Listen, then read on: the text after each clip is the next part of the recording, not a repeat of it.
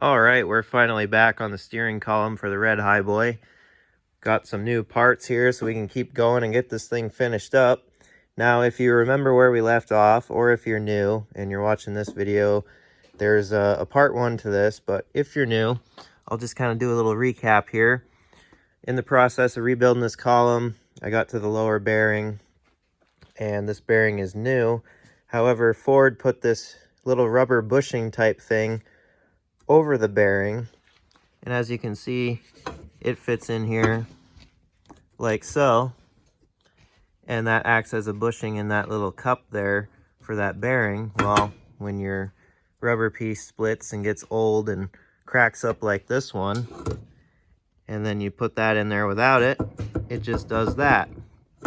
So it's kind of hard to find this original stuff online. It's pretty vague. I think you can actually get that rubber piece, but they list it as a piece for 1980s Ford columns. But they are making these setups nowadays, and this is made by DRB Fab, says somewhere on here, right there. These guys make these billet aluminum bearings, and the center, it's a sealed bearing, and then on the outside, this piece basically slips into your column tube, and then you drill out the holes for these set screws, and that takes the place of this old setup, and this is the updated version. Pretty slick idea. I kind of like it so far. I'll give you more input once I get it installed here.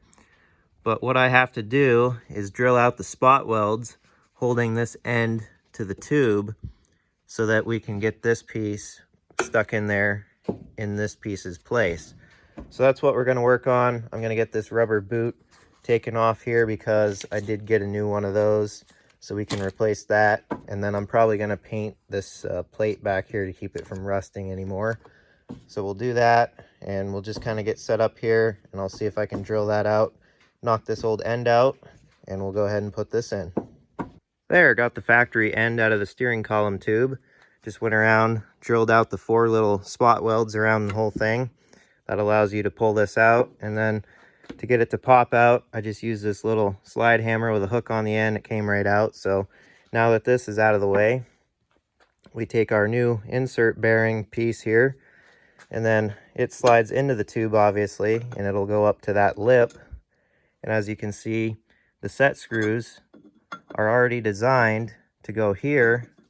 So what we got to do now is drill out these 3 guys in the center for the set screws to go through. And then if you look here and you line this up, they're actually positioned correctly for all 3 to go there.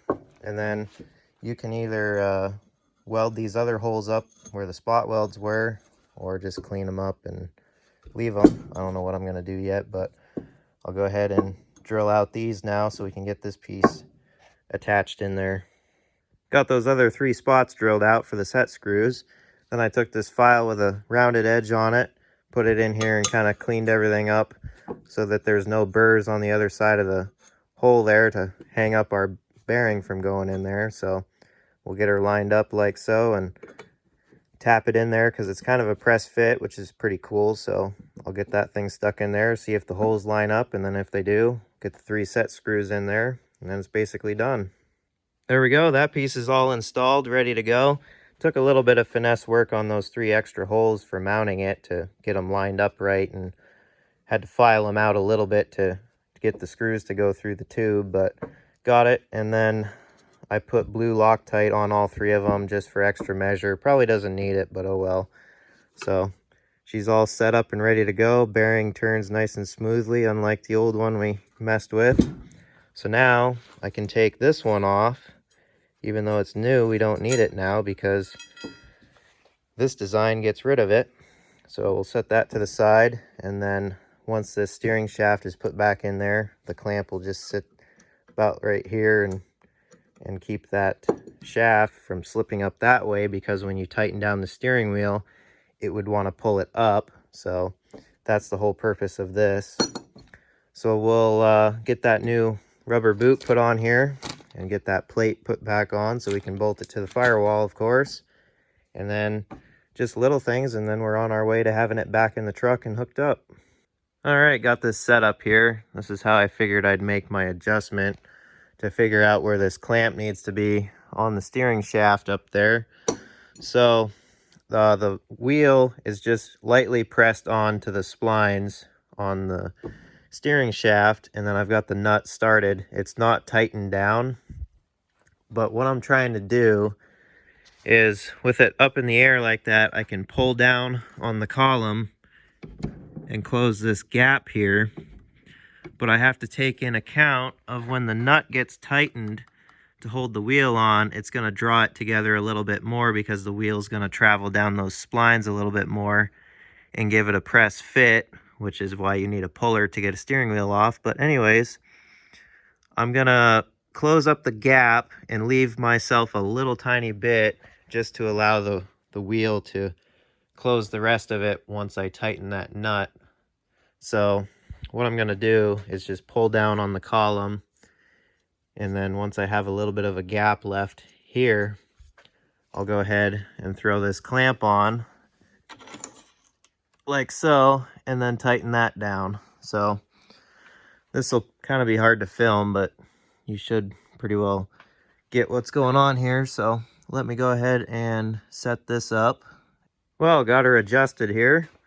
This clamp is nice and tight, so nothing will move around on us. And then, like I said up here, I left enough of a gap in here so that when the nut gets tightened down to hold the steering wheel on and things kind of press fit together and it locks onto those splines nice and tight, that should draw it together just enough to take up that little bit of a gap that I left and still prevent the steering wheel piece right here from rubbing on stuff inside the column.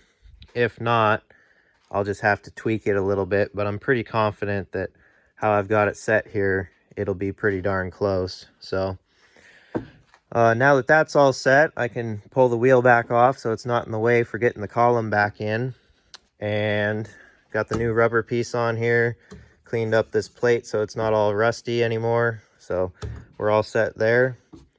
So I'd say the column's done and ready to go. Now I can get it put back in the truck.